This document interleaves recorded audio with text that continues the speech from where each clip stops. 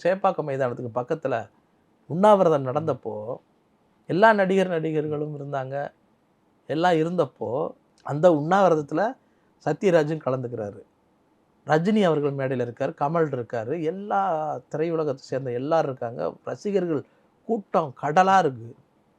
அப்போது சத்யராஜ் அவர்கள் பேசும்போது ரொம்ப கடுமையாக தாக்குறாருன்னா கன்னட வெறியர்களை பற்றின பேசும் பொழுது தாக்குறாரு. அப்போ அவர் சொல்கிற சம்பவம் வந்து, அங்கே உள்ள சாய்குமார் ஒரு நடிகர் வந்து கன்னடத்தில் உங்களுக்கு பிடித்த நடிகர் யாருன்னு கேட்டபோது அவர் இயல்பாகவே எனக்கு பிடித்த நடிகர் சிவாஜி கணேசன் சொல்லிட்டாரு. ஆனால் அங்கே உள்ள கன்னட வெறியர்கள் என்ன பண்ணிட்டாங்க, சாய்குமாரை அடித்து உதைச்சி நீ எப்படி சிவாஜி கணேசன் சொல்லலாம், நீ ராஜ்குமார்னு சொல்லு அப்படின்னு சொல்லி அடித்தாங்க.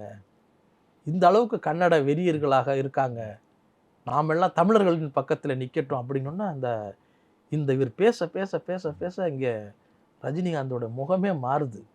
இதனால் வந்து எல்லாரும் கை தட்டுறாங்க.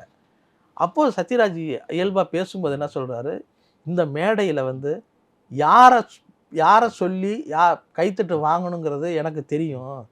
ஆனால் நான் எந்த நடிகன் பேரை சொல்லியும் நான் கைத்தட்டு வாங்க மாட்டேன், அதுக்கு நான் நாக்கை பிடிக்கிட்டு சாவேன்னு சொல்லிட்டு மேடையிலே சொல்கிறாரு.